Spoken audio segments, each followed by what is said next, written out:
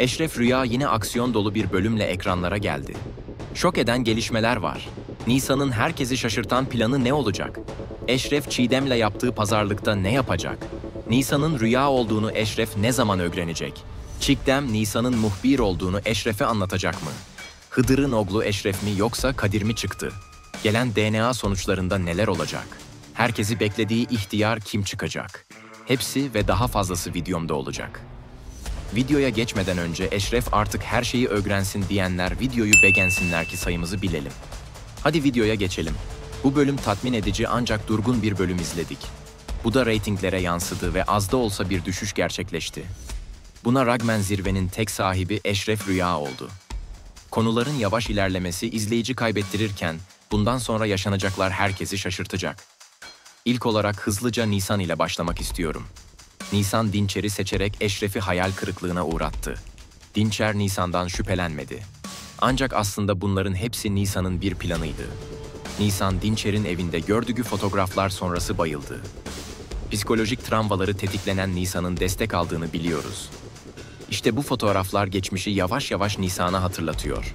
Dinçer'in evinde gördüğü fotoğraf Nisan'ı harekete geçirdi. Buradaki amaç Dinçer'in güvenini kazanmaktı ve tercihini ondan yana yaptı. Önümüzdeki bölümde Nisan yavaş yavaş artık her şeyi açığa çıkarıyor. Çiğdem tarafından tehdit edilen Nisan için aslında bu da büyük fırsat oldu ve Eşref'i kendinden uzaklaştırmayı başardı. Dinçer'in kim olduğunu anlayan Nisan oyunlarıyla Dinçer'i devirmeyi başaracak. Burada önemli olan Eşref'in haberinin olup olmadığı. Bölüme baktığımızda bu planı Nisan tek başına gerçekleştirecek. Çünkü çocukluğunda yaşadığı travmayı henüz Eşref'e anlatması mümkün değil. Nisan Dinçer'in kuyusunu kazmaya devam ederken Eşref tarafında da şaşırtan gelişmeler olacak. Eşref muhbirin kim olduğunu araştırmaya başladı ve Çiğdem'den yardım istedi. Çiğdem'le birlikte olma karşılığında muhbiri söylerim dedi. Fragmanda yayınlanan sahnede Çiğdem ve Eşref birlikte olmuyor. Ne olursa olsun Eşref Nisan'ı seviyor ve haliyle böyle bir şey karakteri bozacaktır. Eşref'in amacı muhbiri öğrenmek. Önümüzdeki bölümde bunun için çabalasa da Çiğdem Nisan'ı ele vermeyecek. İlerleyen bölümlerde ne yaşanırsa yaşansın, Eşref'in Nisan'dan vazgeçmeyeceğini anlayan Çiğdem bombayı patlayıp muhbirin Nisan olduğunu söyleyecek. Nisan'ın da Dinçer'i seçmesi sebebiyle Eşref Çiğdem'e inanacak ancak Nisan'a belli etmeyecek. Nisan bu arada fotoğraf olayını çözdüğü dakika Eşref ve Nisan arasında büyük yüzleşme başlayacak. İkinci bir ihtimal ise Yakup babayı Kadir'in öldürdüğünü Çiğdem biliyor. Bunu Eşref'e anlatırsa ortalık karışır ve Kadir'i muhbir olarak ele vermiş olur. Buna ek olarak Eşref Çiğdem'in evine gittiğinde fotoğrafları görüyor. İşte burada Nisan'ın geçmişiyle ilgili ipucu yakalayabileceğini düşünüyorum.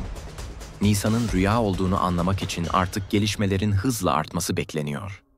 Buna ek olarak Dinçer ve Eşref arasında yine tartışmanın ve hesaplaşmanın olacağı bölümler bizleri bekliyor arkadaşlar. Dinçer intikam almakta kararlı ve bu süreçte Nisan'ı Eşref'e karşı kullanmaya devam edecek. Böylelikle Nisan ve Eşref arasında uzun bir süre soğuk rüzgarlar esmeye devam edecek. Krizi fırsata çevirecek olan Nisan ise Dinçer'i adım adım çözecek, bunu net bir şekilde söyleyebiliriz. Anlayacağınız heyecan dolu bir bölüm bizleri bekliyor. Gelelim aksiyonu artıracak gelişmeye. Hıdır'ın DNA sonuçları sonunda geldi. Teorilerimize göre bu kişi Kadir çıkacak. Hıdır oğlunun Kadir olduğunu öğrendiği zaman şok olacak. Çünkü Kadir Eşref'in en büyük düşmanı. İki arada bir derece kalacak olan Hıdır uzun bir süre bunu Eşref'e söyleyemeyecek, geriden de Kadir'i koruyacak. Asıl bomba Kadir'in Yakup babayı öldürdüğünün ortaya çıkmasıyla başlayacak. Hıdır bu durumu öğrendiğinde, yani en büyük dostunun oğlu Kadir tarafından öldürüldüğünü öğrendiğinde taraf değiştirecek. Eşref'e destek verecek. Ancak Eşref ve Kadir arasında rekabet devam edecek. Çünkü Eşref yakın bir zamanda Kadir'in Yakup babayı öldürdüğünü öğreniyor. Onu öldürmek için harekete geçtiğinde ise Hıdır ile karşı karşıya kalma ihtimali çok yüksek dostlarım. Yetimlerin babası Eşref tektir, aksi iddia edilemez diye düşünüyorum. Kadir artık yaptığı icraatları eline yüzüne bulaştırmaya devam edecek. Neler olacak hep birlikte izleyip göreceğiz. Günlerdir merak edilen isim İhtiyar. Dinçer Kadir'in gözünü korkutup ihtiyarın gücünü Kadir'inde görmesini sakladı ve sağlam pazarlık yaptı. İşte yetimleri içten içe bitirecek olan isim İhtiyar olacak arkadaşlar. Dinçer İhtiyar ve Kadir işbirliği yüzünden Eşref ve ekibini zor günler bekliyor. Eşref'in tutanacak bir dalı sadece Hıdır kaldı. O da cephe değiştirmezse. Öte yandan Dinçer'i patlatacak tek isim yine Kadir. Afra'nın katilinin Dinçer olduğunu bilen tek isim Kadir. Anlaşmayı ihtiyarla yapan Kadir Dinçer'i yem olarak kullanacaktır. Bol aksiyonun ve taktiklerin tarafların degiştiği bir bölüm izleyeceğiz. Peki Eşref Rüya için bu sezon final kararı alınır mı? Arkadaşlar dizi çok fenomen ve şu an böyle bir kararın alınması çok zor. Çünkü sosyal medyada çok ilgi görüyor haliyle bu da dizinin popülerliğini artırıyor. Hemen hemen 5-6 tane sır var ve bu sırlar artık ortaya çıkmalı. Örnek veriyorum Nisa'nın Rüya olması ek olarak muhbir olduğunu Eşref'in öğrenmesi. Yakup babanın katilinin Kadir olması. Dinçer'in babasının intikamı için gelmiş olması. Hıdır'ın oğlunun ortaya çıkması gibi açıklanması gereken çok sır var. Haliyle bunlar açıklandığında reytingler 10 üzeri olacaktır diye düşünüyorum. Benim en çok merak ettiğim Eşref'in Nisa'nın Rüya olduğunu öğrendiği bölüm reytingleri ne olacak? Çoğu yerde Nisan öldükten sonra Eşref'in Nisa'nın Rüya olduğu öğrendiği söyleniyor. Ancak bu net bir bilgi değil, sadece söylenti. Eğer bu aşka böyle bir son yazılırsa şahsen çok kötü olur ve çok üzülürüm. Eşref Rüya fanı olarak uzun süre etkisinden çıkamam diye düşünüyorum. Oyuncularımız işlerine çok sadık bir şekilde emek veriyorlar. Bunun karşılığını da fazlasıyla alıyorlar.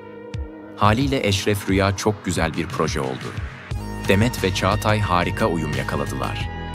Fikrimce uzun süre devam etmesini istiyorum. İlk sezon zaten erken olmuştu. En az 4 sezon devam etmesini beklediğim Eşref Rüya dizisinde şok gelişmeler mutlaka olacaktır.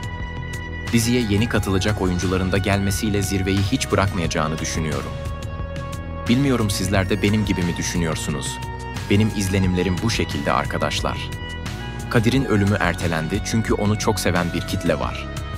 Kendi düşüncemi söylemek gerekirse ben Kadir sahnelerini çok seviyorum. Adam kendinden hem nefret ettiriyor hem de güldürüyor. Yani dizilerde böyle bir karakteri yaratmak hiç kolay değil. Onun mimikleri, hareketleri, eğlenceli anları izleyicide kalıcı bir etki bırakıyor. Haliyle ben Eşref ile daha çok karşı karşıya gelmesini isteyen taraftayım. Saçma sapan Dinçer konusu yerine Kadir-Eşref çatışmalarını izlemeyi çok istiyorum. Öte yandan, ekip de çok iyi çalışıyor. Dizinin kamera açıları, çekimleri özenilerek çekiliyor, bunu izlerken fark edebiliyorsunuz. Sanki sinema filmi izliyormuş gibi bir hisse kapılıyor insan. Böyle olunca tadından yenmiyor, severek izliyoruz. Eşref Rüya ile ilgili gelişmelerden ilk benim haberim olsun diyorsanız, abone olmayı unutmayın. Yeni videoda görüşmek üzere.